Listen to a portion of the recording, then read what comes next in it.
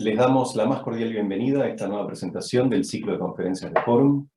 La conferencia de esta noche está dedicada al padre Leonardo Castellani a 40 años de su muerte. Leemos unas brevísimas líneas de Camperas. Una vez atraparon a un monje que venía huyendo a toda furia, mirando hacia atrás. «Párese, párese, don, ¿a dónde va?» El anacoreta estaba que no lo sujetaban ni a pial doble. «¿Qué le pasa? ¿Quién lo corre? ¿Lo persigue alguna fiera?» «Peor», dijo el ermitaño. «¿Lo persigue la viuda?» «Peor». «¿Lo persigue la muerte?» El anacoreta dio un grito. «Algo peor que la demencia», y siguió huyendo. Venía tras al galope un necio con poder. Esto es un botón de muestra de la clarividencia, la vigencia y la capacidad de expresar verdades bellamente del padre Castellani. Hoy estamos en manos de necios con poder. Y si consideramos las medidas a las que nos someten desde hace más de un año los gobernantes de Allende y de Aquende, el Atlántico, como decía Juan Manuel en su simpática invitación, verdaderamente entenderemos por qué esto es peor que la demencia. Estas medidas son las que nos obligan a continuar con las conferencias virtuales, de las que nosotros, a pesar de todo, sacamos mucho provecho.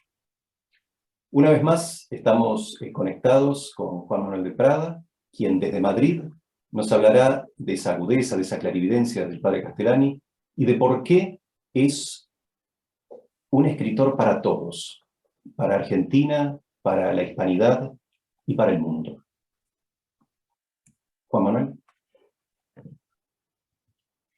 Muchísimas gracias, un placer estar nuevamente con los amigos de Forum. Muchísimas gracias por querer contar conmigo nuevamente a estas horas inhóspitas para los gallegos, como dicen ustedes, en las que ya hemos sobrepasado la medianoche. Gracias de corazón a los amigos argentinos y a todos los que hoy nos escuchan. Para mí es extrañamente difícil hablar de Leonardo Castellani, a pesar de que le he dedicado pues, muchas horas de lectura, de estudio, de meditación, a pesar de que me ha acompañado durante, pues yo me atrevería a decir que durante los últimos 20 años de mi vida casi, y se ha convertido un poco en mi ángel de la guarda, podríamos decir, en muchos aspectos, y en un compañero de inquietudes intelectuales y de profundización en mi fe y de reconocimiento de mi vocación y del sentido que tiene la vocación del escritor en nuestro mundo. Y es difícil porque hablar de Leonardo Castellani para mí es hablar de una transformación muy poderosa que su irrupción en mi vida operó en mi persona. Yo a Leonardo Castellani lo descubro en un momento complicado de mi vida, en un momento, seguramente el momento más angustioso y más difícil de mi vida. Yo era un escritor de éxito y era un creyente sincero, pero de algún modo agotado y tentado por las plurales asechanzas, ¿no? de la fama, del éxito, del mundo en definitiva. Y creo que era una persona que tenía mucho riesgo de perecer en medio de esa situación en la que estaba viviendo. Y descubrí a Leonardo Castellani además de una manera, por supuesto, providencial, pero estrafalaria. Yo tengo un amigo en Buenos Aires, un muy buen amigo, que es un librepensador terrible,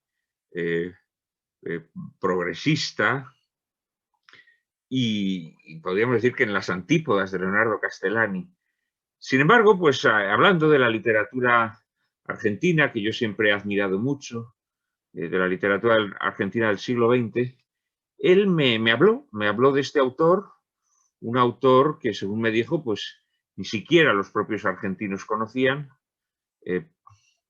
por razones ajenas a su obra literaria, por razones que tenían que ver naturalmente con su pensamiento y con su posición, digámoslo así, en el contexto de la cultura argentina. Yo leí a Leonardo Castellani y verdaderamente el impacto fue arrasador. Todos a lo largo de la vida, a quienes nos gusta leer, pues tenemos la ocasión de descubrir a muchos autores que nos deslumbran por muchas razones, que nos deslumbran por su estilo, que nos deslumbran por sus asuntos, por la forma de tratarlos, nos pueden deslumbrar también por sus erudiciones, o nos pueden deslumbrar por su fuerza poética, nos pueden deslumbrar a veces por su aspereza, a veces por su dulzura, nos pueden deslumbrar por infinitas razones. Pero el deslumbramiento que a mí me produjo Castellani fue algo más que un mero deslumbramiento, no fue una luz que me ofuscó, que me cegó, o no fue solamente una música que me halagó, sino que fue una fuerza sísmica, fue una fuerza sísmica en mi vida. Porque lo descubrí todo en él. Descubrí a un escritor con un estilo vibrante, un estilo argentinísimo, pero al mismo tiempo lleno de resonancias españolas.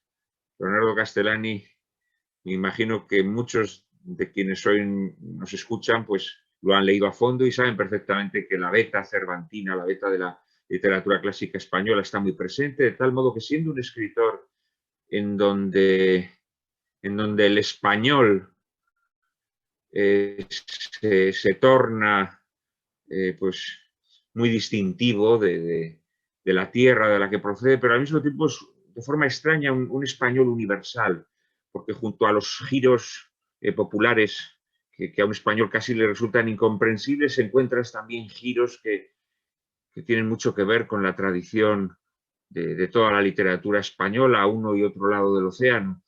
Y desde luego, pues tiene un estilo personalísimo. Cuando has leído un libro de Castellani, lo has leído a fondo, ya cuando te asomas al segundo, inmediatamente sabes que es él, a pesar de que no sepas quién ha escrito una página de Castellani es inmediatamente reconocible. Me deslumbró por su forma de escribir, en primer lugar, que seguramente era lo que yo estaba buscando en un principio, no buscaba nada más. Recuerdo que el primer libro suyo que leí fue El nuevo gobierno de Sancho. Luego pasé a leerme las canciones de Militis. Ambos libros, podríamos decir, de su primera etapa. Pero enseguida me di cuenta que había algo más, había algo más. No era que su escritura fuese vigorosa, no era que tuviese un sentido del humor excepcional, no era tan solo que tuviese unas erudiciones apabullantes. Había un fondo en él que provocó una convulsión muy fuerte dentro de mí. ¿Y este fondo qué era? Este fondo qué era. Pues también es difícil expresarlo, es difícil expresarlo. Desde luego, era un escritor peleado con el mundo, en primer lugar. Y esto me produjo un gran impacto. Era un escritor que contestaba al mundo, pero que le contestaba no como suelen hacer los contestatarios de pacotilla, ¿no? No arremetiendo contra tal o cual elemento arquitectónico más o menos superfluo del mundo en el que vivimos. No, no. La contestación de Castellani al mundo era una contestación radical, era una contestación que golpeaba en los cimientos, que desde una visión plenamente católica era capaz de refutar, digamos, todas esas, como diría Chesterton, todas esas modas que no son más que los viejos errores, ¿no?, presentados con un nuevo disfraz, con una nueva vestidura. Castellani tenía un pensamiento que era como una especie de mentís al mundo moderno, desvelando todas y cada una de sus supercherías. A mí esto verdaderamente me dejó muy impactado, ¿no? Yo no estaba preparado para esta lectura. Yo era todavía una persona joven y quizá por haber disfrutado del éxito desde mis comienzos, pues de alguna manera yo me había amoldado al mundo, ¿no? Y más allá de que yo fuera, como decía antes, un católico sincero, digamos que había optado por esa posición en el mundo que el mundo puede llegar a admitir, que es, bueno, un catolicismo que se adapta, digámoslo así, a las circunstancias presentes, ¿no? Un catolicismo que acata la hegemonía de un pensamiento liberal o de un pensamiento progresista, y que en todo caso, bueno, pues que tiene que serpentear, ¿no? Que tiene que serpentear para salvar los obstáculos, pero que ha decidido adaptarse, digámoslo así, a ese mundo, ¿no? Y de repente me encuentro con un escritor duro y precioso, ¿no? Yo siempre he comparado a Castellani con un diamante, ¿no? Tiene una dureza que resiste cualquier embate, pero al mismo tiempo tiene una transparencia, tiene una belleza que te atrae y que te subyuga. Y estas cualidades diamantinas de Castellani a mí me dejan perplejo, porque realmente el cristal en el que yo vivía, el cristal salta hecho añicos, me rompe totalmente los esquemas en los que yo me desenvolvía y me alumbra un mundo nuevo, en donde realmente todas las cosas que por comodidad, por aburguesamiento, por condescendencia, por miedo también, ¿no? Por miedo a ser expulsado de este mundo canallesco, pues hemos ido acatando, asimilando, o con las que al menos hemos compadreado. No sé si se me entiende, el oyente argentino me entiende. Digamos, todas esas falsedades con las que hemos aprendido a vivir. Y de repente me encuentro con un escritor formidable, un escritor que tiene el valor para enfrentarse a su tiempo, que de alguna manera es el tiempo nuestro. Seguramente las miserias del tiempo que le tocó vivir a Castellani todavía estaban en estado embrionario, hoy en día se han desatado, pero a fin de cuentas los males que combate Leonardo Castellani son los mismos a los que nos tenemos hoy que enfrentar. Y a mí este escritor formidable me conmueve muy profundamente, me transforma y me enseña que no puedo seguir siendo el mismo, ¿no? Que no puedo seguir siendo el mismo, que después de leer a Castellani ya no se puede ser el mismo. Y desde ese momento, pues lo leí con atención, lo leí con dedicación, lo leí con verdadera devoción, podríamos decir incluso. No he dejado de leerlo y espero seguirlo leyendo. Todavía el otro día estuve hablando con algunos editores para tratar de seguir publicándolo en España, de reeditar algunos de los libros que yo publiqué hace años, porque el deslumbramiento que Castellani me produjo me obligó a darlo a conocer a los lectores españoles. Llegué a publicar, en total creo que fueron 5 libros de Leonardo Castellani, 2 selecciones de artículos suyos, y luego publiqué además el Apocalipsis de San Juan, el Evangelio de Jesucristo, y ya en muy malas condiciones, y una editorial que estaba a punto de morir, un libro que ya apenas tuvo distribución, Los papeles de Benjamín Benavides. A mí, naturalmente, lo primero que me dejó perplejo es que Castellani fuera un escritor absolutamente desconocido, ya no solo para los españoles, que por supuesto, sino incluso, como pude comprobar, para la mayor parte de los argentinos. Castellani, por supuesto, no está en el canon, pero es que para la inmensa mayoría de los argentinos, incluso los argentinos cultos, es un escritor ignoto Y cuando lo conocen es un escritor maldito. Es un escritor maldito, naturalmente, porque todas las posturas que defendió, estéticas, filosóficas, religiosas, pues son exactamente aquellas posturas que el mundo ha decidido demonizar, ¿no? Pero me sorprendió sobre todo que el mundo católico argentino, contemplase a Castellani con muchas reticencias, ¿no? Que lo contemplase como una especie de profeta áspero, antipático, un escritor que de alguna manera pues, tenía una especie de látigo, ¿no? que hacía que su lectura pues, nos resultase hiriente. A mí esto me llamó mucho la atención, ¿no? Y me di cuenta hasta qué punto ha hecho daño en el ámbito católico la aceptación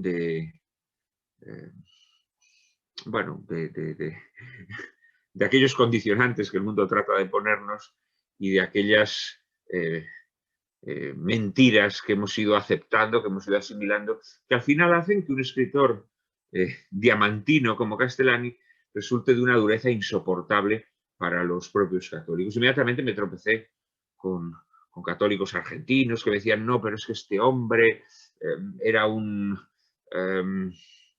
exaltado, no es que este hombre era un fanático, no es que este hombre era un lefebriano, no es que este hombre defendía teorías milenaristas que no están admitidas por la Iglesia. Inmediatamente me tropecé con muchas excusas, digámoslo así, para no leer a Castellani, ¿no?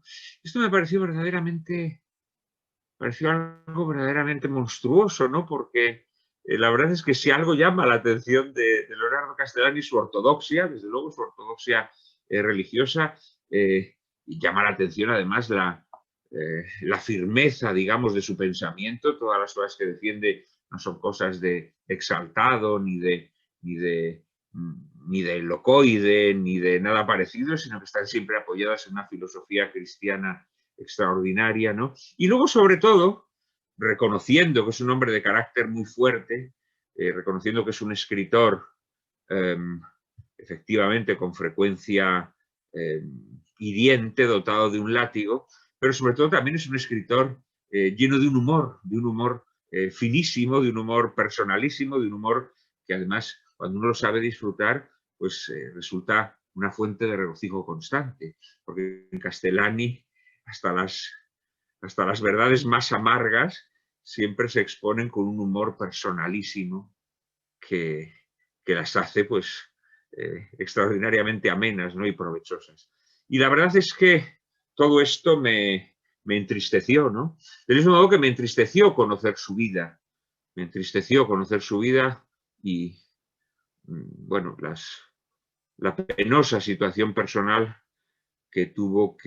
con la que tuvo que cargar durante gran parte de ella, ¿no? Yo creo que más o menos aquí, todos los que estamos hoy aquí reunidos, conocemos a Castellani y seguramente conocemos las vicisitudes por las que atravesó su vida, ¿no? Sabemos de su infancia santafesina, sabemos que su madre era una mujer muy devota, pero que su padre, en cambio, era un periodista librepensador, un periodista que además muere de forma muy traumática, y seguramente que esta muerte marcó el carácter de Castellani.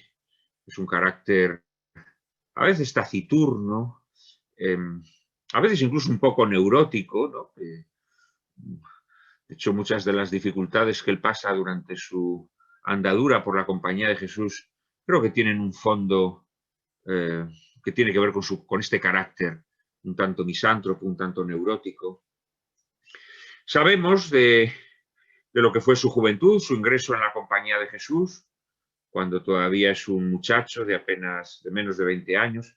Sabemos cómo inmediatamente en la Compañía de Jesús se van a descubrir sus dotes extraordinarias, no solamente para el estudio, sino también para la creación literaria. Sabemos pues, que estudia en la Universidad Gregoriana de Roma, en la Sorbona de París, donde además conoce a grandes intelectuales. Uno de ellos, el que va a ser su maestro juvenil, Maritain, y Y bueno, pues sabemos que a su vuelta a Buenos Aires pues va a desplegar una actividad como publicista, colaborando en muy diversas revistas, en donde va a compartir tribuna con los escritores más importantes de su época y donde inmediatamente va a entablar, digámoslo así, ese duelo con el mundo moderno y donde poco a poco además va a ir perfilando su pensamiento. Toda esa formación que él recibe además sabe fundirla en una aleación maravillosa con la cultura argentina, ¿no? De tal manera que su obra está abierta a las grandes escuelas de pensamiento de su tiempo y que, por supuesto, incorpora todo el legado de del tomismo, de la filosofía perenne, pero todo eso además él lo va a entreverar con esa expresión literaria tan distintiva y tan propia pues, de, de la literatura argentina, ¿no? Y, bueno, pues a partir de ahí empieza a desplegar su talento en multitud de géneros literarios. Aquí se ha leído un fragmento, un pasaje de Las Camperas, su primera obra literaria, pero bueno, inmediatamente pues va a escribir cuentos, a veces incluso de género fantástico y policial, va a escribir incansablemente artículos en la prensa, va a destacarse inmediatamente por sus dotes de apologeta, pero también de polemista.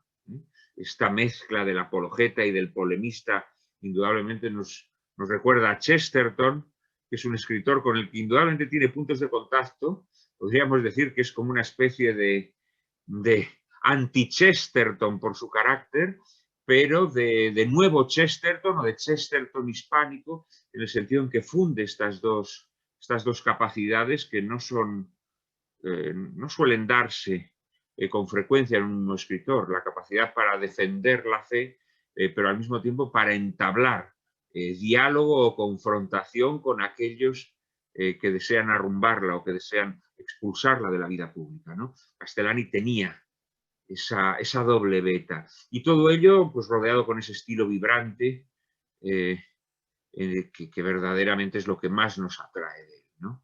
Castellani, todos lo sabemos, es un hombre que seguramente nunca logró amoldarse al temperamento propio de la Compañía de Jesús, ¿no? La Compañía de Jesús siempre se ha apreciado de saber,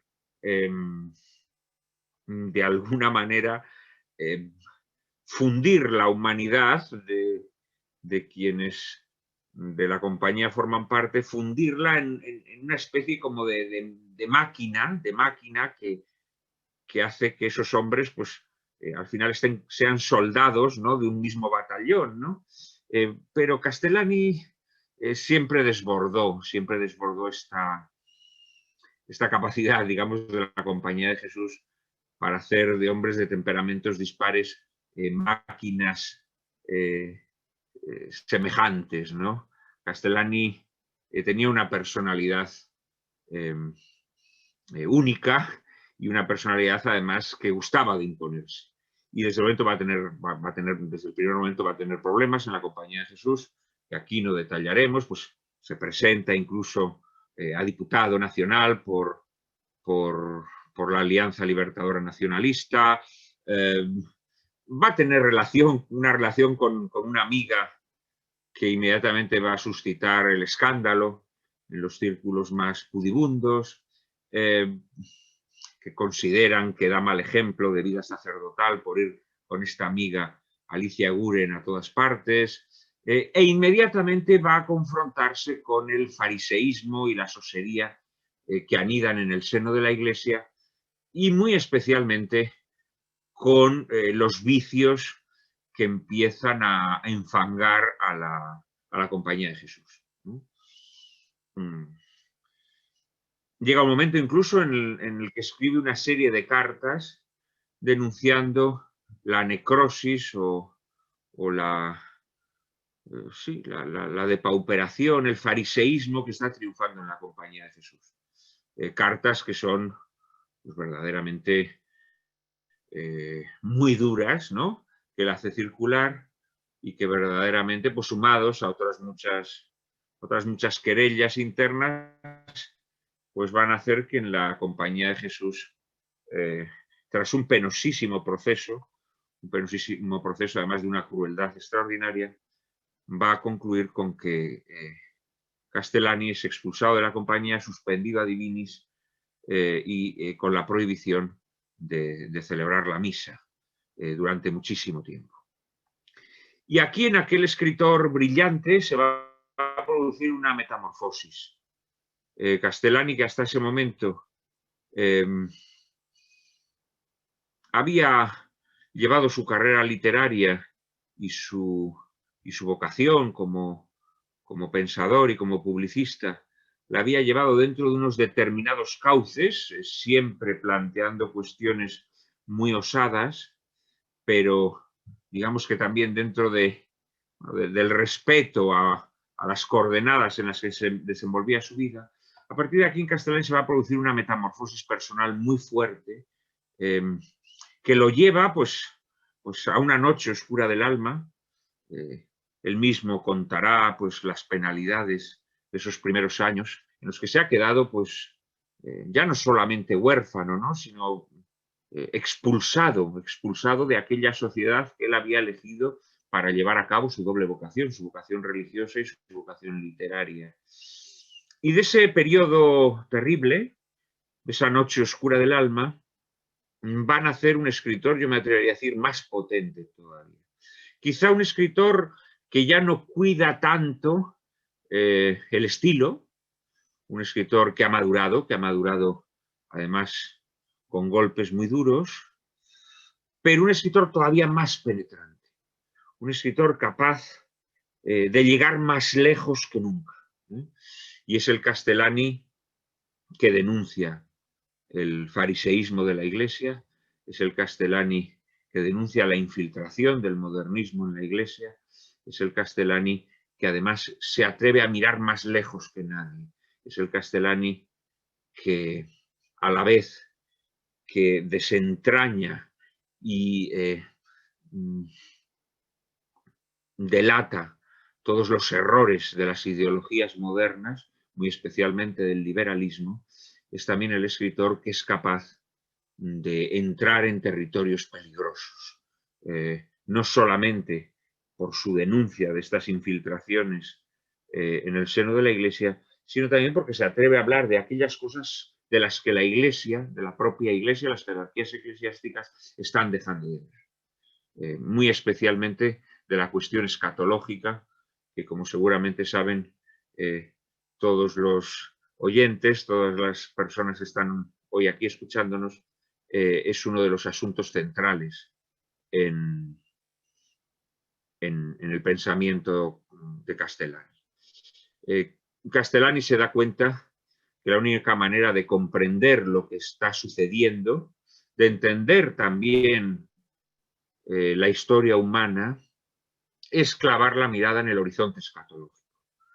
Es considerar que todos los problemas del hombre contemporáneo tienen que ser alumbrados a través de la luz de la parusía. Y alumbrados por esa luz, adquieren se puede adquirir una comprensión cabal de esos problemas. Esto es lo que verdaderamente aporta Castellani, que hace que todos los asuntos que toca, todas las grandes cuestiones culturales, las grandes cuestiones sociales, las grandes cuestiones políticas, con esa mirada abarcadora de quien tiene la mirada clavada al fondo de la historia, todas estas cuestiones son desveladas proféticamente. Porque Castellani, que es un gran poeta, en el sentido en que tiene la capacidad para ver más adentro de las cosas, esa visión que tiene el poeta que le permite penetrar más hondo que nadie, sin embargo también, y a mayores, tiene la visión del profeta, de quien mira más allá. Por eso sus juicios, a la vez que son extraordinariamente perspicaces, a la vez que penetran en aspectos que normalmente dejamos pasar inadvertidos en nuestra visión superficial de las cosas, al mismo tiempo, como tiene clavada la mirada más allá, más lejos que nadie, es capaz de verlos con una perspectiva que a la mayoría de las personas, a la mayoría de los escritores les pasa inadvertida. Naturalmente esa perspectiva resulta odiosa al mundo moderno, resulta odiosa. Primero porque, como nos decía Newman y en alguna ocasión Castellani recoge, nada le molesta más al anticristo que las cosas se vean con esa perspectiva escatológica. Y indudablemente, no sé si estamos ya en el reinado del anticristo, pero indudablemente estamos en un periodo anticrístico de la historia, ¿no? Entonces todo profeta inmediatamente es expulsado a las tinieblas, todo profeta es contemplado, es condenado al malditismo, todo profeta es condenado con desconfianza, a veces incluso con indignación, con cólera, ¿no? Y efectivamente, pues Castellani es un escritor que provoca todas estas pasiones innobles en este mundo en el que el pensamiento sistémico trata de cegar todas las vías sobrenaturales y muy específicamente, además, esa visión de fondo que nos proporciona la mirada escatológica, ¿no? Esto es lo que hace a Castellani verdaderamente transformador de cualquier persona. Transformador para bien o para mal, ¿no? Yo siempre he dicho que Castellani es un escritor que no admite una adhesión tibia ni un rechazo tibio.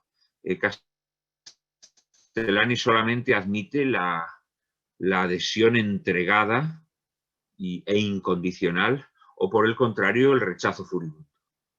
Porque su manera de abordar las grandes cuestiones humanas es tan extraordinariamente poderosa, tan novedosa y tradicional al mismo tiempo, que no valen las medias tintas, no valen las medias tintas.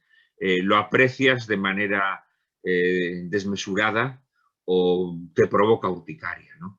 Es un escritor muy peligroso, es un escritor muy adictivo, es un escritor que no está pensado para que lo lean los snobs ni los meapilas. No sé si la palabra meapilas ustedes la entienden, pero si no se la pueden imaginar más o menos, ¿no? Es decir, no es un escritor para beatas y no es un escritor para gente frívola. Es un escritor que a quien tenga sentido del humor le va a hacer disfrutar gozosísimamente, pero en él hay un fondo, hay una gravedad de una potencia tal que no admite la falsa entrega ni admite la mediocridad. Es un escritor que provoca en nosotros una revulsión extraordinaria. Y esto es lo que provocó en mí. Esto es lo que provocó en mí. Y lo provocó además de una manera... antes decía que me transformó, pero no basta con decir que me transformó. Transformó mi vida, transformó mi vocación literaria, transformó mi fe religiosa y yo me atrevería a decir que transformó mi alma, transformó mi mente, transformó mi corazón. Digamos que me reformateó de una manera misteriosa, me reformateó. Porque en Castellani los franceses tienen una expresión que se dice maître à penser, que no es solamente ese tipo de maestro, ese tipo de maestro que nos enseña cosas, ¿no? Sino que es un maestro que cambia nuestra forma de pensar radicalmente y que además, a medida que lo vamos comprendiendo, nos ayuda a pensar. Cambia nuestro pensamiento, pero a la vez nos ayuda a pensar. De tal manera que no es ese erudito o ese sabio envanecido que nos descarga como si llegase con un camión, ¿no? y hiciese que el remolque vaciara sobre nosotros todo su infinito caudal de conocimientos. No. Castellani es algo más. Castellani entra dentro de nosotros, tira los tabiques de nuestra mente, barre todo el mobiliario superfluo y absurdo que guardamos dentro de nuestra alma y construye una casa nueva. Construye una casa nueva. Pero además luego es una casa en la que él no se limita a ser el dueño, ¿no? Y en todo caso nos invita. No, no, no, no. Es una casa que nos da, que nos brinda, para que nosotros podamos vivir gozosamente en ella. Y esta capacidad que tiene Castellani para alumbrar nuestro pensamiento, para cambiarlo por completo, pero al mismo tiempo dándonos la impresión constante de que a la vez que lo leemos, estamos ya no solo aprendiendo, sino también nosotros convirtiéndonos en maestros, es una de las impresiones más gozosas que una persona pueda conocer en su vida. Castellani te hace sentir inteligente. Te hace sentir inteligente porque expande los límites del universo. Cualquier cuestión que Castellani toca, es como si la despatarrase, es como si la reventara, es como si de repente, pues como ocurre con un mundo que vemos pequeño, ¿no? Y a medida que nos vamos acercando a él, de repente descubrimos aspectos en él que no nos podíamos ni imaginar. Bueno, pues de alguna manera todas las cuestiones que Castellani aborda provocan este ensanchamiento del horizonte del saber que hasta ese momento no habíamos podido ni siquiera vislumbrar. Y esto se produce porque Castellani es un escritor con lo que podríamos llamar unidad de mente. El pensamiento católico, si se ha agostado, yo me atrevería a decir que es fundamentalmente porque para conquistar al mundo trata de adaptarse a las reglas del mundo, ¿no? Y entonces, de alguna manera, el pensamiento católico, pues cuando aborda cuestiones, no sé, sociales o políticas o filosóficas, muchas veces piensa que se pueden abordar prescindiendo de las cuestiones teológicas que subyacen a ellas, ¿no? Un gran pensador español, Donoso Cortés, decía que en todo problema político subyace un problema teológico, que las grandes cuestiones políticas no se pueden entender plenamente si no se entiende su trasfondo teológico, ¿no? Y Castellani aborde el asunto que aborde, lo mismo para hacer una crítica literaria que para abordar las cuestiones teológicas más arduas, nunca se desprende, nunca jamás se desprende de esa mirada plenamente católica que bebe, que se amamanta de los dogmas, pero que sabe encarnarlos en las distintas cuestiones naturales, ¿no?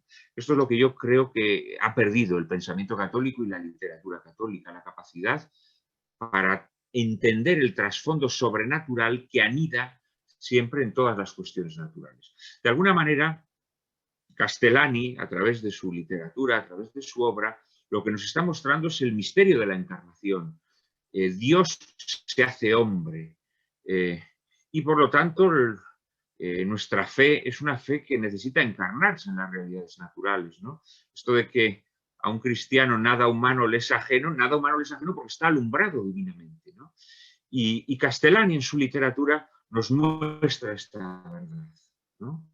Nos muestra que todas las cuestiones tienen que verse a la luz abarcadora del misterio, ¿no? A la luz abarcadora de la trascendencia, a la luz abarcadora del dogma. Y esto es lo que lo convierte en un escritor extraordinariamente revulsivo, porque no es frecuente encontrarte con un escritor así. Luego además, claro, Castellani es un escritor extraordinariamente dotado y consigue que las cuestiones que en manos de un teólogo plúmbeo son cuestiones abstrusas, en sus manos se convierten en aventuras. O sea, muchas veces uno cuando está leyendo los aspectos más complejos Hablábamos antes de su visión escatológica, ¿no? Cuando Castellani aborda el estudio, la interpretación del Apocalipsis, verdaderamente es que nos divertimos como si estuviéramos leyendo una novela, porque la forma que tiene de abordar estas cuestiones tan peliagudas es de una amenidad irresistible, ¿no? Porque te está hablando de postulados teológicos extraordinariamente complejos, pero al mismo tiempo es que te mete una broma, te mete una fábula, te hace una sátira de la sociedad contemporánea que verdaderamente pues, la mezcla es de un atractivo extraordinario. Y todo esto en mí produjo, cuando lo leo, a medida que voy descubriendo las obras de Castellani, a medida que me sumerjo en pues en sus obras maestras, pero también en sus obras menores, porque Castellani, como todo gran escritor, ni es plenamente maestro en sus obras maestras, ni es plenamente fallido en sus obras menores. Castellani siempre es un escritor entreverado, es un escritor en el que la vida respira, es un escritor que no tiene la perfección del monumento de mármol, ¿no? Hay en él algo siempre de improvisado, hay algo de chapucero, hay algo de gracia impertinente que hace que respire la vida. Y sobre todo está muy presente su dolor, ¿no? Ese dolor que a veces muestra pudorosamente, incluso que a veces muestra matizado de humor, pero que otras veces muestra de forma desgarradora. Y toda esta argamasa de elementos hacen de él de un escritor de una vivacidad, de una sinceridad, de una potencia verdaderamente explosiva. Si yo tuviera que decir cuáles creo que son las grandes obras de Leonardo Castellani, pues hombre, me resultaría difícil, porque como he dicho antes, Castellani es un escritor en el que la genialidad está siempre presente y que incluso en sus obras menores, pues esa genialidad aflora, impetuosa, aflora como una liebre que salta de repente desde detrás de una mata donde no la esperabas, ¿no? Yo indudablemente destacaría, por un lado, sus obras de temática apocalíptica, que son Cristo vuelve o no vuelve, los papeles de Benjamín Benavides y el Apocalipsis de San Juan. Son tres obras que tienen un asunto común, pero con abordajes muy diversos.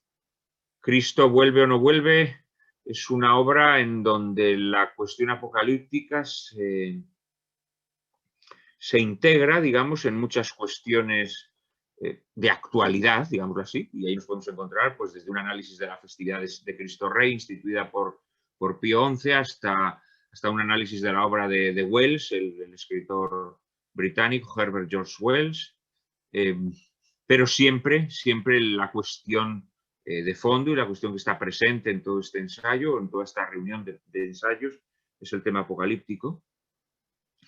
El Apocalipsis de San Juan, que sería un libro de exégesis más ortodoxo, si podemos hablar de ortodoxia a la hora, sí podemos hablar de ortodoxia en Castellani a la hora de definir su pensamiento católico, pero no podemos hablar de ortodoxia a la hora de abordar su naturaleza de escritor. Castellani siempre es un heterodoxo. Castellani siempre nos sorprende. Y a pesar de que en el Apocalipsis de San Juan trata de hacer un análisis lineal de la obra de San Juan, pues la verdad es que los excursos, las digresiones, las ocurrencias son constantes y esto es verdaderamente lo que le da la sal y la verdad a su obra, ¿no?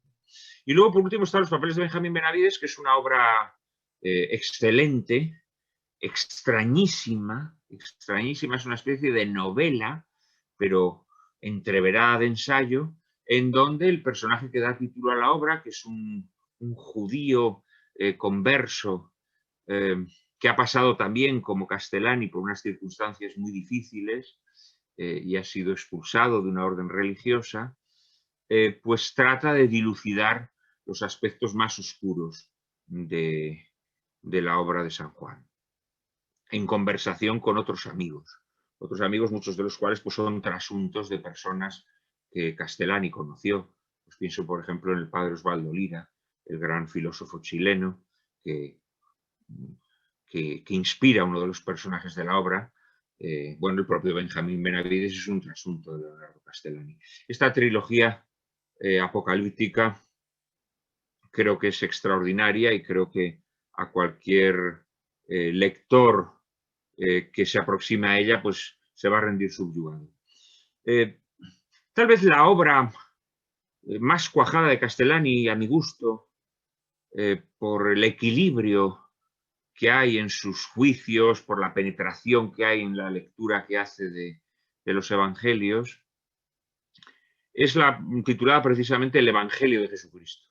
Es una obra también de la segunda parte de su vida, después de esa tribulación que padece con su expulsión de la compañía de Jesús, y que es una obra que en principio pues, la concibió para publicar en la prensa, en un diario que dirigía un buen amigo suyo y en donde le invitó a escribir en la ciudad de San Juan, pues él va a ir haciendo comentarios al Evangelio de cada domingo. Y verdaderamente son comentarios únicos, ¿no? Porque no son sermones, no son ensayos,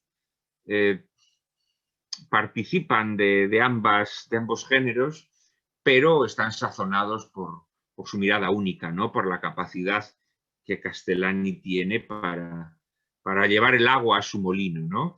Y para que ese agua, además, empape todas las realidades de nuestra vida. De tal manera que es un libro que uno nunca se cansa de leer, que uno nunca se cansa de volverse a asomar a él, porque realmente es prodigioso. En esta misma línea, creo que no es un libro tan cuajado, entre otras razones, porque las grandes parábolas ya son analizadas en el Evangelio de Jesucristo. Está otra obra suya, inmediatamente posterior, que son las parábolas de Cristo, en donde él analiza, digamos, las parábolas menores de los Evangelios, ¿no?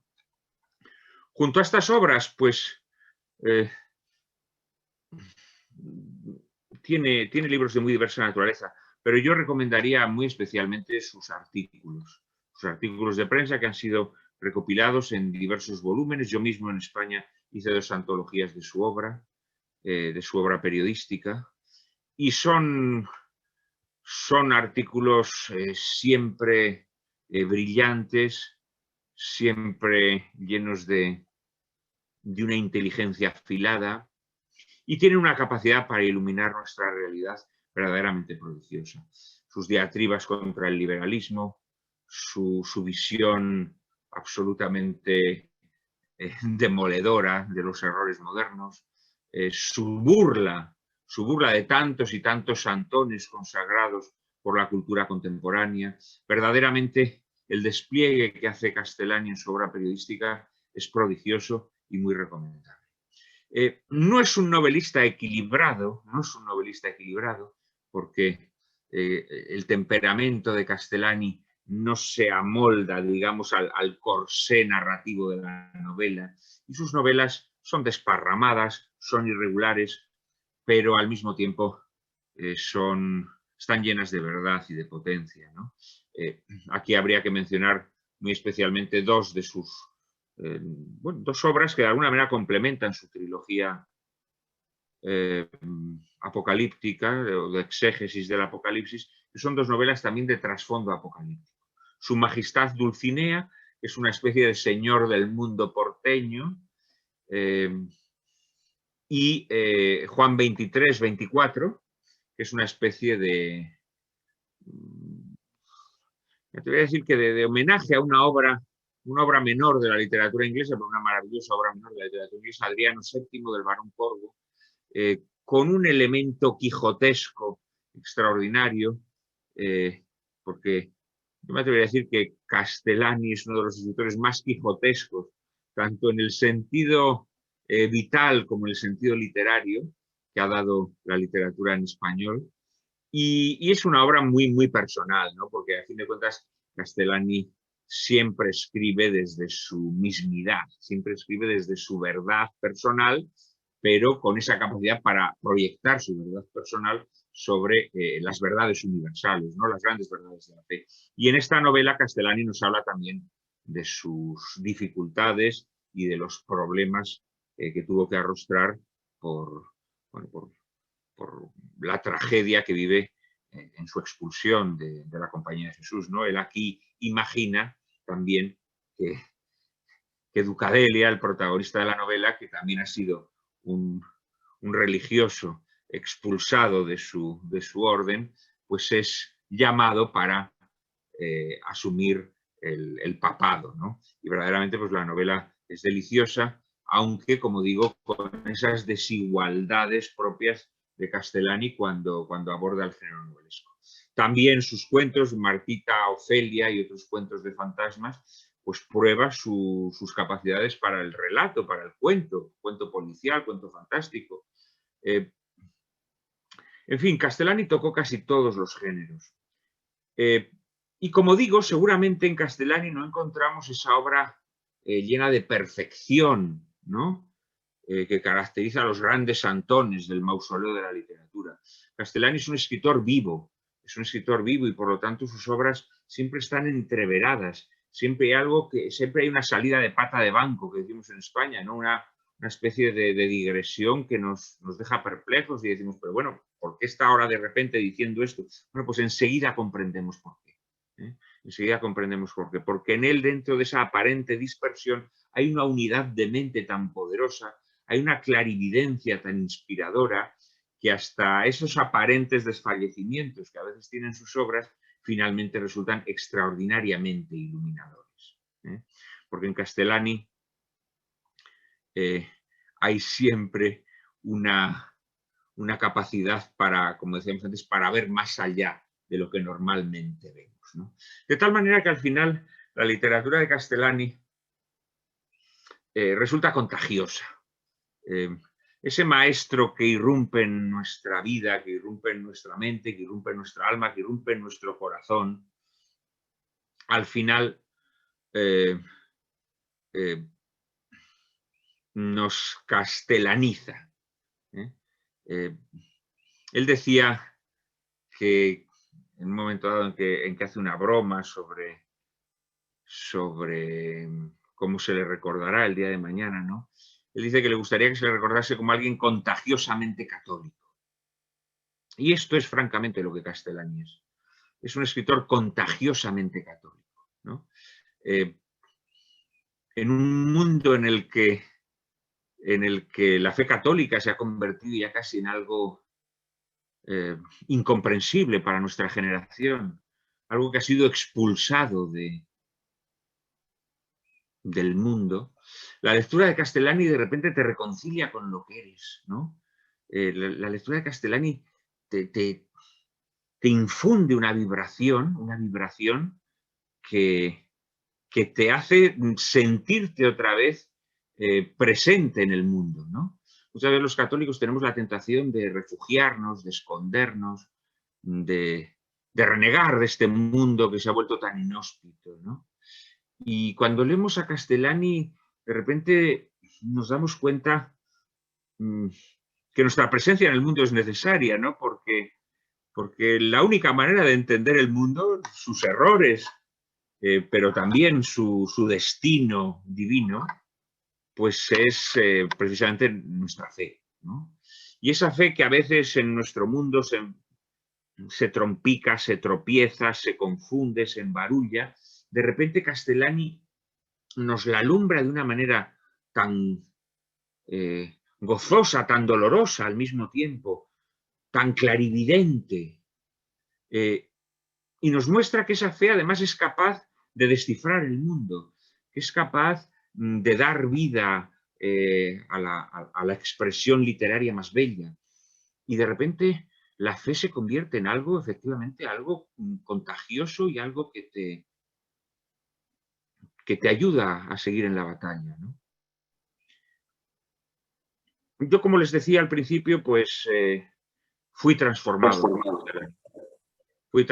por Castellani, y esa transformación para mí ha sido dolorosa en muchos sentidos, porque he llegado a conocer y a penetrar en el fondo de muchos errores, ya no solamente del mundo moderno, ya no solamente de la época en la que vivo, sino también muchos errores cometidos por la propia Iglesia o por sus jerarquías, por las jerarquías eclesiásticas, y esto es doloroso, pero al mismo tiempo es una experiencia gozosa. Es una experiencia gozosa porque te sientes alumbrado, te sientes inspirado, te sientes enardecido porque Castellani te transmite valor para enfrentarte al mundo y sientes que muchas realidades que hasta ese momento permanecían escondidas o confusas o oscurecidas para ti, de repente se iluminan. Y en este sentido creo que, bueno, ustedes los argentinos tienen que sentirse orgullosos por esta gloria de las letras argentinas y por esta gloria de la fe católica. Creo que todos los pueblos hispánicos tenemos que sentirnos orgullosos de Leonardo Castellani porque Dios se sirvió de la lengua española para expresar tanta belleza y tanta verdad. Y creo que en general cualquier persona, más allá de que haya sido bendecido por la fe o más allá de que la fe le resulte esquiva, en cualquier lugar del mundo va a encontrar en este grandísimo escritor una luz inolvidable, una luz que lo va a transformar y que le va a permitir entender su tiempo, entender el mundo y entender el destino humano con esa mirada siempre clavada en el fondo escatológico de la historia, de una manera que jamás habría soñado, de una manera revulsiva, transformadora y extraordinariamente clarividente. Y con esto creo que ya les he aburrido suficientemente a todos ustedes. Yo he logrado mantenerme despierto a pesar de la hora inhóspita en la que he ofrecido esta conferencia. Espero que a ustedes no les haya dormido y ahora con mucho gusto pues podremos pasar a mantener un pequeño coloquio. Muchísimas gracias a todos de corazón. Bueno, nosotros quisiéramos seguir escuchándolo, Juan Manuel, durante horas, pero resulta que es la 1:30 de la mañana del viernes en Madrid.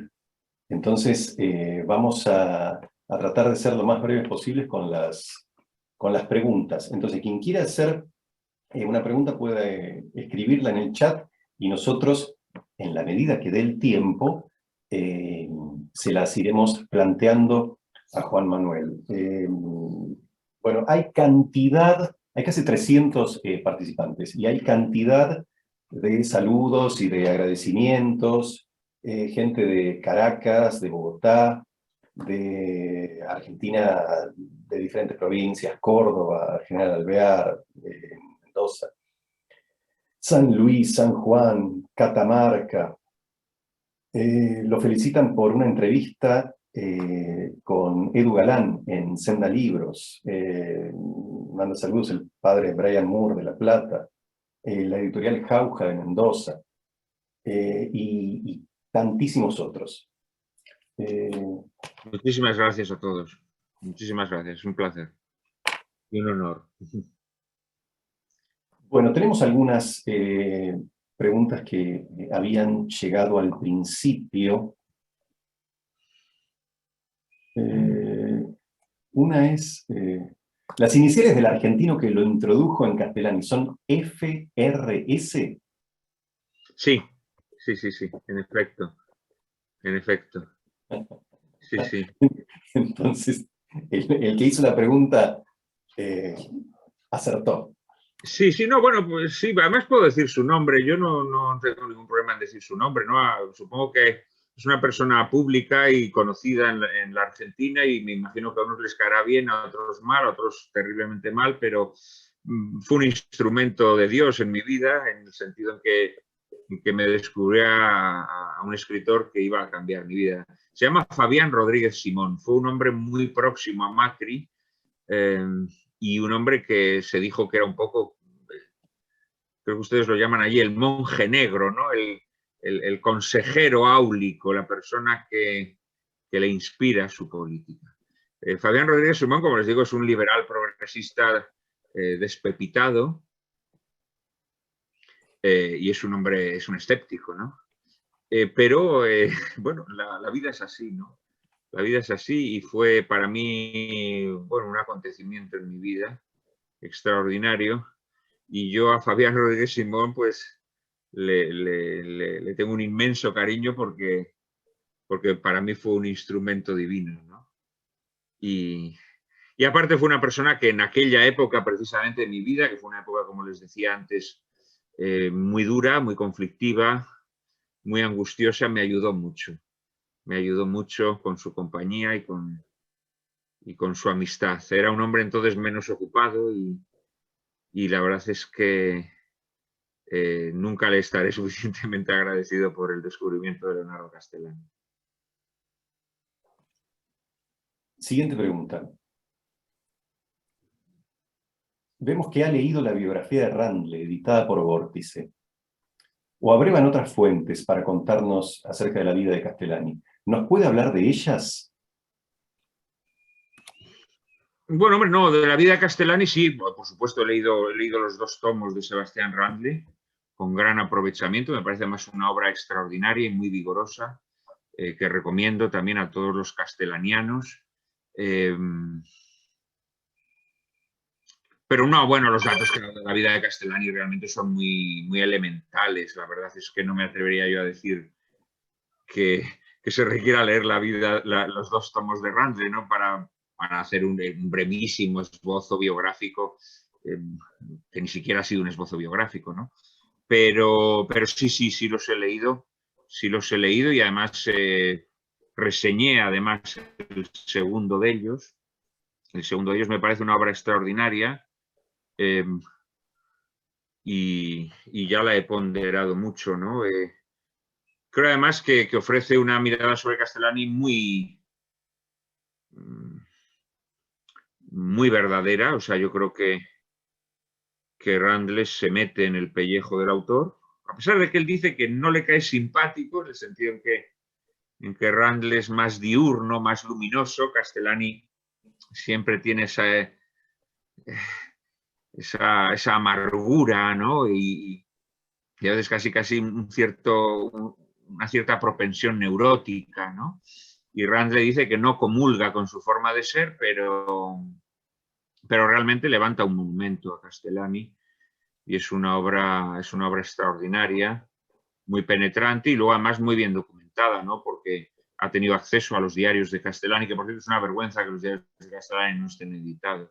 En líneas generales yo creo que es una vergüenza el difícil acceso a la obra de Castellani, ¿no? Yo mismamente, pues creo que es una pena, ¿no? Que no se le divulgue más y que algunas obras que no han sido publicadas, como sus diarios, no salgan a la luz. El libro, la obra me gusta mucho, Solo le reprocho a Sebastián Randle que es excesivamente anglófilo, ¿no? Y que quiere convertir a Castellani en un anglófilo avant la lettre, y yo creo que Castellani, más allá de que tenga influencias de autores británicos, la influencia mayor en su obra es la literatura, naturalmente la literatura argentina, pero luego sin duda alguna la literatura española, ¿no? Él conocía muy bien a los clásicos españoles, y yo creo que el verbo de la literatura del siglo de oro española está muy presente en la obra de Castellani. Tengo que escribir sobre este asunto, me parece muy interesante y no se ha tratado. Algún día tengo que escribir sobre la influencia de la literatura clásica española en Castellani. Una pregunta del doctor Gerardo Palacios Hardy, un amigo de la casa. Dijo usted que no estamos en tiempos del anticristo, pero sí estamos en tiempos anticrísticos. Sería interesante escuchar por qué dice esto. Bueno, vamos a ver, yo creo que es evidente que tal y como el propio Cristo, y tal y como el Apocalipsis nos lo cuenta, tal y como los padres de la Iglesia han analizado lo que será las líneas los padres de la Iglesia y grandes escritores católicos modernos, ¿no? Pues pensemos en Newman, pensemos en Benson, pensemos en el propio Castellani. tal y como nos han descrito que será el reinado del anticristo, yo creo que nuestro tiempo reúne muchas condiciones muy propias, ¿no?, del reinado del anticristo. En primer lugar, el endiosamiento del hombre y de la obra salida de sus manos, que se convertirá en la religión sustitutoria, ¿no?, de la fe. Pues yo creo que esa religión ya ha sido entronizada, ¿no? No hay más que ver, ¿no?, la confianza papanatesca que se tiene en la ciencia o en cualquier otro, o en la tecnología. No hace falta más que ver el endiosamiento humano, ¿no?, como el hombre ha querido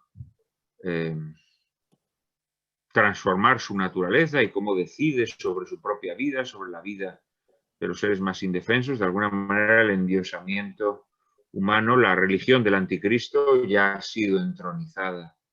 No sé hasta qué punto es hegemónica, quiero pensar que todavía no, por eso he hablado de época anticrista anticrística o de clima anticrístico y no de reinado del anticristo, que sería por mi parte una osadía decir, porque como el mismo Jesucristo nos dijo, no sabemos el día ni la hora, ¿no?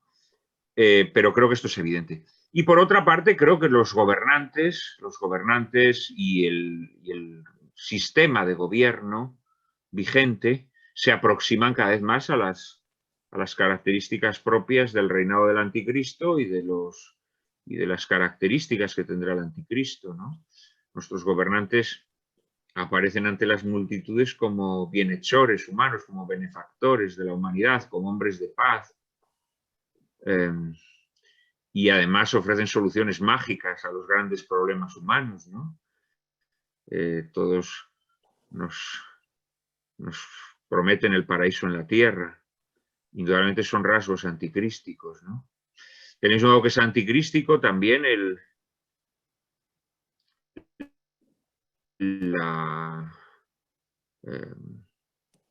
la universalización, ¿no?, de la organización política. Esto que llamamos el nuevo orden mundial, ¿no? La pérdida de independencia de las naciones, la igualación, el empalidecimiento progresivo de la diversidad humana, tan querida por Dios, ¿no? Gustave Thibon decía que todo lo creado es diverso, ¿no?, desde el átomo hasta los ángeles. Es un signo anticrístico la igualación de los seres humanos. Dios nos ha creado únicos, diversos, y quiere que los vínculos entre los hombres nazcan de la auténtica fraternidad, que es el reconocimiento de una paternidad común. Quiere que los porteños pues sean distintos a los madrileños, y que la hermandad posible entre ambos nazca del reconocimiento del mismo Padre, ¿no? Toda otra forma de igualación es monstruosa y es anticrística, ¿no? Entonces, digamos que todos estos conglomerados que se están formando en las últimas décadas de la historia de la humanidad, desde la ONU hasta la Unión Europea, ustedes ahí también tendrán sus bazofias, el Mercosur o lo que sea, ¿no? Todo eso son falsos hermanamientos de los pueblos. Y en líneas generales creo que el globalismo es una expresión anticrística, la destrucción de las economías nacionales, de las tradiciones locales. Todas estas son monstruosidades, están haciendo con los seres humanos una especie de tortilla o de albóndiga. No sé si ustedes tienen albóndigas, tienen más bien empanadas, ¿no? Pues es como nos están haciendo carne picada, ¿no?, para hacer empanadas criollas. Pero además que no van a ser criollas, ¿no? Van a ser empanadas cosmopolitas horrendas, ¿no? Y yo creo que todo esto sí, indudablemente son rasgos anticrísticos, ¿no? Y creo que en líneas generales la ideología reinante, que es esa aleación entre liberalismo y marxismo, que podríamos llamar progresismo, pues es una ideología claramente anticrística, ¿no? O sea que sí, yo pienso que indudablemente estamos avanzando hacia una situación que de alguna manera prefigura el reinado del anticristo. Lo que pasa es que, como el propio Castellani nos enseña en sus interpretaciones del Apocalipsis, la evolución de la historia no es lineal, ¿no? Él dice, es espiraloide, ¿no? Y ha habido muchos momentos en la historia en que parecía que nos aproximábamos ya a esa fase final de la historia, pero los hombres hemos retrocedido gracias a nuestro esfuerzo, hemos evitado el desencadenamiento, ¿no? de estas fuerzas malignas. Y en ese sentido yo creo que la esperanza escatológica, la esperanza en la segunda venida de Cristo, también tiene que ser esperanza para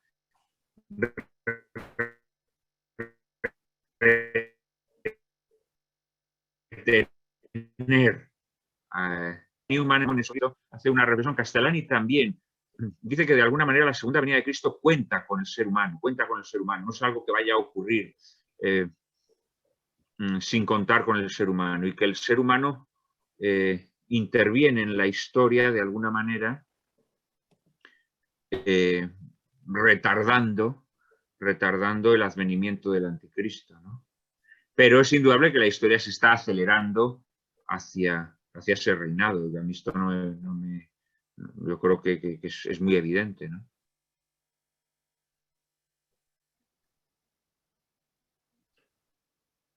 ¿Qué opinión tiene de Castellani y el nacionalismo?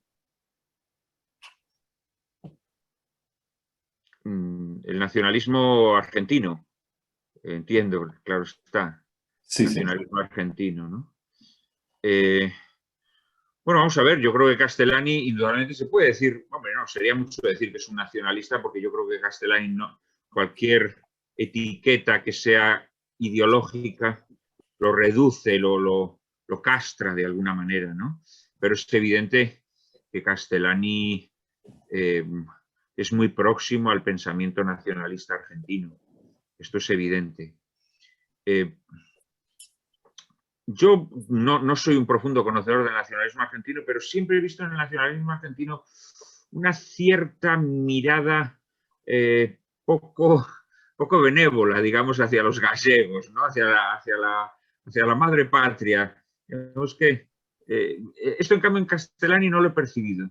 En algún amigo nacionalista que tengo argentino sí he percibido un fondo de rechazo hacia España, por otra parte comprensible, porque España es hoy una nación podrida y que ha renegado de su ser, y por lo tanto se ha convertido en una piltrafa, ¿no?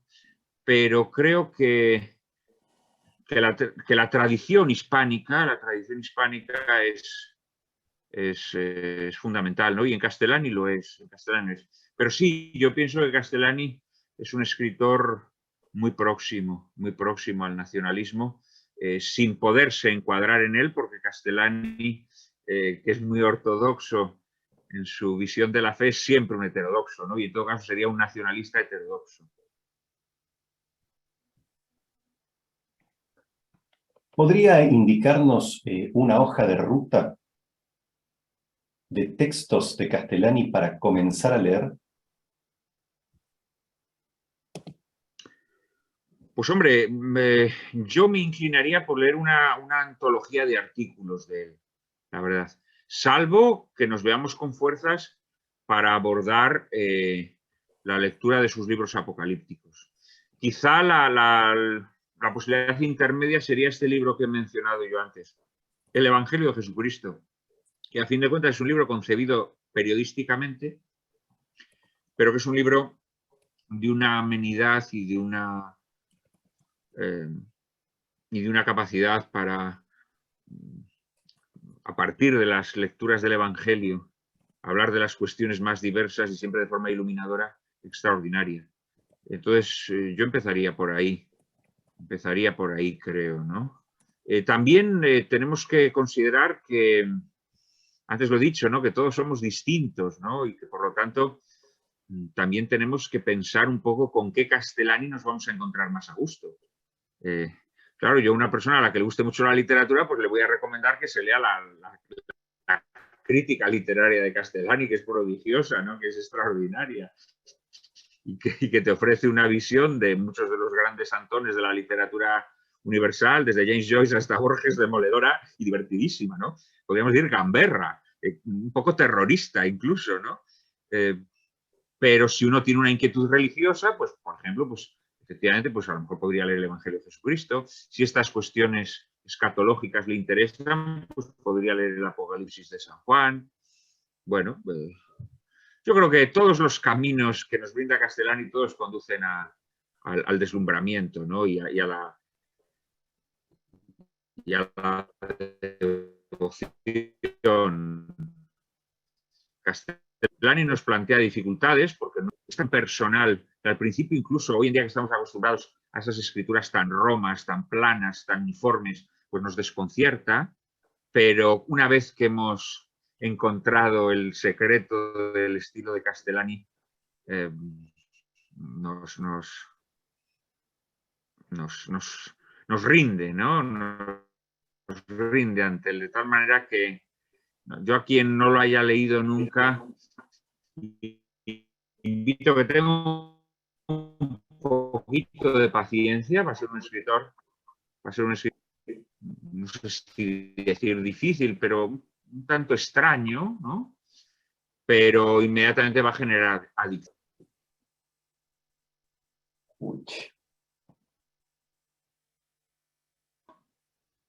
¿No me oyen? Ahora sí, se cortó un instante, pero ahora sí lo escuchamos. Vale. ¿Más preguntas? ¿Podemos encontrar la esencia del pensamiento de Castellani en cuanto al concepto de la fe en el libro de ¿En el libro de Kierkegaard a Tomás de Aquino? Ah, es otro gran libro, un libro excelente, sí. Un libro excelente. Bueno, yo creo que ese es un libro para ver un poco la visión de águila que tiene Castellani sobre las materias que trata, ¿no? En este caso, bueno, digamos que aquí nos hace una lectura fundamentalmente de Kierkegaard, ¿no? Que es un filósofo con el que se siente muy hermanado precisamente por la tribulación interior de Kierkegaard, que él percibe como muy semejante a la suya, ¿no? Y es un libro extraordinario porque es un libro que se tocan cuestiones filosóficas muy potentes, pero al mismo tiempo creo que es un libro accesible para cualquier persona que tenga, bueno, cierto conocimiento, ¿no? De los parámetros en los que se desenvuelve Castellani. Pero me parece un libro excelente también. Quizá no lo recomendaría para una primera cala, ¿no? en la obra de Castellani. Creo que sería más una obra para un segundo momento, ¿no? Cuando ya nos hemos familiarizado con el estilo de Castellani, con las inquietudes de Castellani. Pero me parece también una de sus grandes obras.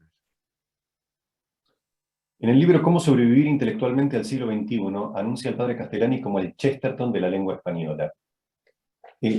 ¿Podría decirnos algo más acerca de los puntos que considera comunes entre ambos autores?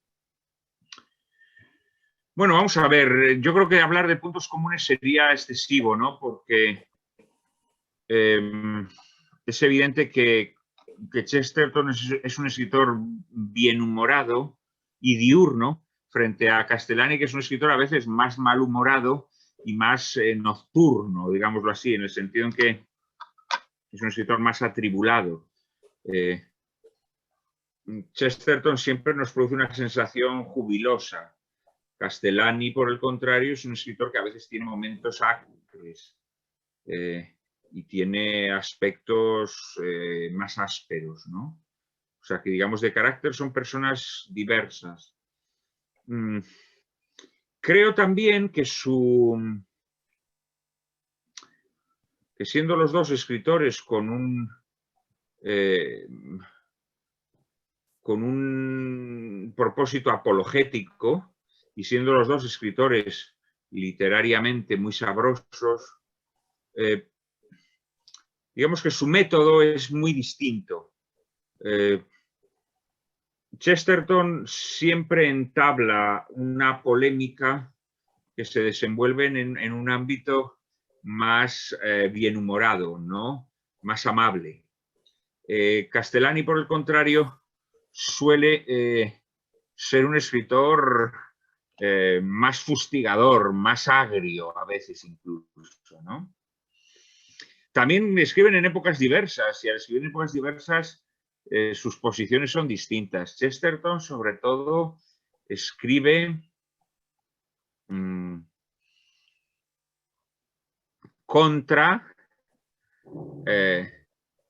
los enemigos de la Iglesia, podríamos decir, ¿no? Escribe contra, bueno, primero contra los, sí, contra los filósofos, contra los filósofos racionalistas, contra los evolucionistas, contra los antinatalistas, contra los propios anglicanos.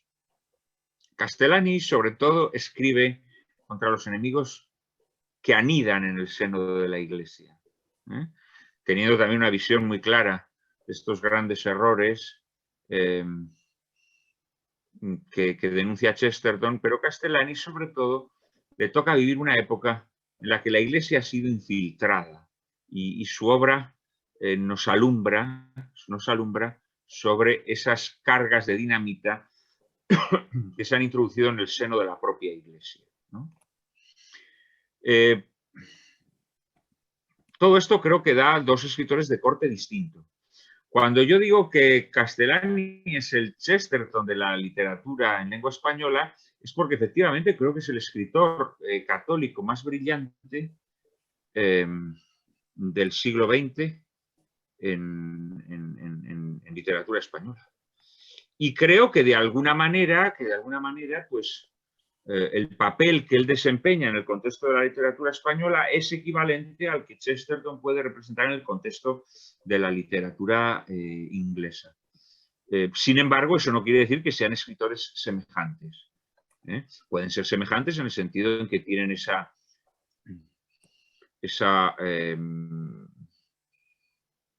intención apologética, pero de una apologética que se engalana con las vestiduras de la literatura, de una literatura además soberbia, extraordinaria, pero creo que son dos personas de caracteres muy diversos, muy diversos. Yo he de decir, a pesar de que yo tengo mucha fama aquí en España, de que soy un discípulo de Chesterton y demás, ¿no? Sin embargo, a mí Castellani es un escritor que me gusta más. A mí personalmente me gusta más. Lo que ocurre es que Chesterton es un escritor que te permite dialogar más con el mundo, porque es un escritor que ha pasado las aduanas de la consideración, ¿no? Quizá podríamos decir casi que es el único escritor católico que es considerado en igualdad pues, con otros grandes escritores, ¿no? de su misma época. Y esto te hace más fácil llegar al mundo y te hace más fácil resultar persuasivo, ¿no? Castellani es un escritor que no es reconocido al nivel que los Chesterton. Pero yo he de confesar que a mí me gusta más Castellani que Chesterton, entre otras razones porque Chesterton es un escritor que me ha acompañado a lo largo de la vida y me ha iluminado mucho, pero Chesterton no ha producido en mí la transformación y la revelación que para mí es la lectura de Castellani. Bueno, vamos redondeando, haciendo las últimas preguntas. Desde México le mandan saludos y le preguntan ¿qué le parece la obra sobre psicología del padre Castellani? Me parece muy interesante, No creo que esté entre sus mejores obras, pero me parece muy buena. Su análisis, por ejemplo, de Freud me parece extraordinario, ¿no? Porque él descubre que Freud es un genio, pero es un genio plagado de errores, ¿no? Es decir, muchas veces cuando las aproximaciones a Freud pues tienden a ser o absolutamente encomiásticas o absolutamente denostadoras, ¿no? Y Castellani tiene la grandeza de entender que Freud tiene una serie de iluminaciones extraordinarias, que en parte, como él dice, no son propias, a pesar de que él crea que son propias, están presentes a veces incluso ya en Aristóteles, ¿no? Pero pero no, es extraordinario. Yo creo que es un libro, como todos los de Castellani, lleno de iluminaciones y de interés y de conocimiento del alma humana. Y digo del alma humana porque una de las ideas que sostiene Castellani es efectivamente la existencia del alma humana, ¿no? Y lo que hoy en día muchas veces atribuimos a la psique, o pensamos que son enfermedades de la psique, en realidad son enfermedades del alma, ¿no? Y el libro me parece excelente, y además de una persona que verdaderamente además tiene un gran conocimiento de la psicología, que fue una de las cosas que Castellani estudió durante esa larga estancia en Europa, ¿no? Durante su formación como jesuita. Me parece un libro muy interesante, aunque no lo situaría entre los mejores libros de Castellani.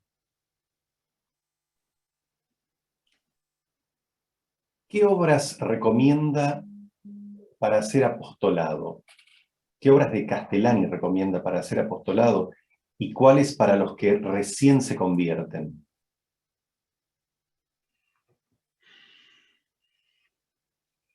Pues hombre, para hacer apostolado volvería a decir lo mismo.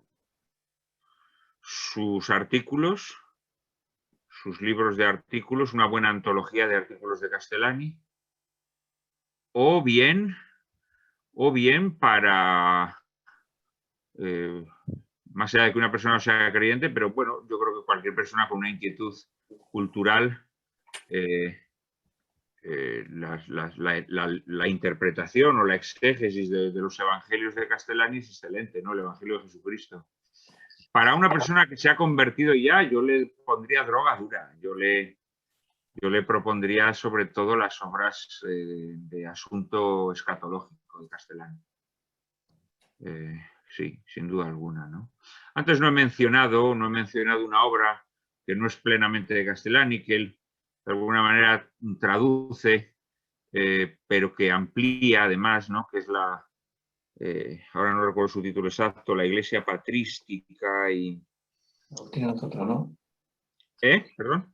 San Agustín y nosotros. San Agustín y nosotros. No, San Agustín y nosotros, no, esta es una obra que Castellani es una obra sobre el milenarismo, es una obra sobre el milenarismo en los padres de la Iglesia. Es una obra que, ahora no recuerdo su título, es la Iglesia Patrística y algo más. Y esta es una obra muy rara, pero que tiene también la impronta de Castellani, porque Castellani traduce esa obra y le añade glosas, ¿no? Y es una obra muy interesante que toca este tema del milenarismo, que es un tema tan problemático, ¿no? Quizá eso no sea bueno a lo mejor para una persona que acaba de convertirse, pero sí, por ejemplo, su exégesis del Apocalipsis me parecería una obra idónea para una persona que se acaba de convertir. Porque yo me doy cuenta además que las personas que tienen todavía una relación no aburguesada con su fe, digámoslo así, son personas que le gustan los temas fuertes, ¿no? Le gustan los temas fuertes. A mí una vez un misionero que había estado en algún país de América, no sé si en Colombia pues me dijo una vez, mira, a nosotros lo que nos ocurrió fue lo siguiente, que nos empezaron a decir que teníamos que hablarle a la gente de los problemas concretos de su vida cotidiana y dejarnos de hablar del infierno, dejarles de hablar de la segunda venida de Cristo, dejarles de hablar de estas cuestiones tan escabrosas, ¿no? Y claro, ¿qué les pasó a toda esta gente? Porque se fueron con los evangélicos, que eran los que le hablaban del infierno, de la segunda venida de Cristo, etcétera, etcétera. Quiero decir que las personas auténticamente religiosas necesitan saber de estas cuestiones que de forma suicida la Iglesia Católica ha dejado de predicar.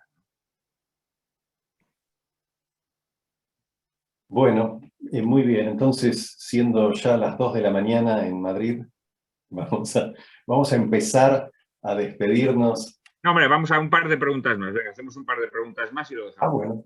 Bueno. Un par de preguntas. Bueno, hay infinidad. La gente espera más programas como Lágrimas en la lluvia. Son varios los que han dicho esto. Vamos a ver, Lágrimas en la lluvia, creo que lo dije en la otra ocasión en la que hablé para los amigos de Forum. Lágrimas en la lluvia fue un milagro. Probablemente ustedes, desde allende el Atlántico, pues puedan pensar que un programa como Lágrimas en la lluvia es algo normal en España. No, aquello fue una cosa totalmente anormal. Es un programa que en la televisión convencional no se puede hacer, desgraciadamente, ¿no? Yo sigo intentándolo, yo sigo intentándolo. Y de hecho, pues estoy en conversaciones con algunas personas para tratar de hacerlo. Pero yo nunca lo haré de forma cutre, de forma pobretona. Considero que hay que hacerlo con una dignidad. Y esto, pues, exige un poco de dinero. No grandes cantidades, pero sí un poco de dinero. Exige tener un plató, exige tener unas cámaras, una iluminación. Porque me gustaría que si queda, pues sea una cosa que sea algo perdurable también en su aspecto formal, ¿no? Entonces, estoy en conversaciones con personas que están interesadas en hacerlo, pero no es tan sencillo, ¿no? No es tan sencillo. A mí me gustaría volver a hacerlo, sin duda alguna, y a mi mujer, que lo presentaba conmigo también. Y no hemos cerrado la puerta, ¿no? Lo que pasa que es verdad que desgraciadamente, pues no hay gente que apueste claramente por un programa de estas características, que hoy en día ya evidentemente se tendría que emitir por internet, ¿no? Porque no veo posibilidades de que una televisión convencional lo emita. La degeneración de la televisión es rampante, es acelerada y orgullosa, ¿no? Y en estos momentos no hay ningún canal convencional en España que pueda emitir ese programa. Salvo quizá el canal en el que se emitió. El canal en el que se emitió, que ha pasado por muchas dificultades, que está tratando de levantar cabeza, pero es un canal que ha sido aplastado por los sucesivos gobiernos y por lo tanto, pues tiene una recuperación difícil, ¿no? Pero sí, yo sigo con la esperanza de poder volver a hacer el programa. Y la última. Y la última.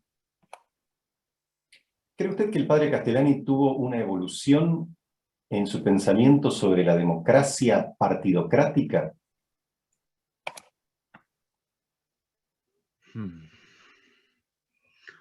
Una evolución. No lo tengo yo muy claro. Yo creo que Castellani nunca contempló con excesiva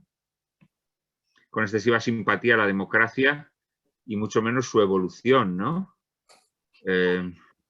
Evidentemente la democracia liberal abominaba de ella, puesto que la ideología que la inspiraba le parecía nefasta.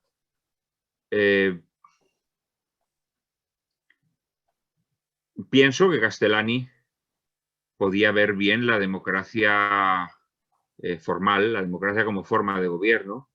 Yo creo que Castellani, como en general todo el pensamiento católico, se ve bien que el pueblo participe en las instituciones de gobierno mediante formas de representación que naturalmente no pueden ser las formas de representación del Estado liberal, mediante las formas de organización natural, la familia, el gremio, en fin, esas formas de organización natural que los hombres han desarrollado y que les han permitido la vida en la polis, ¿no?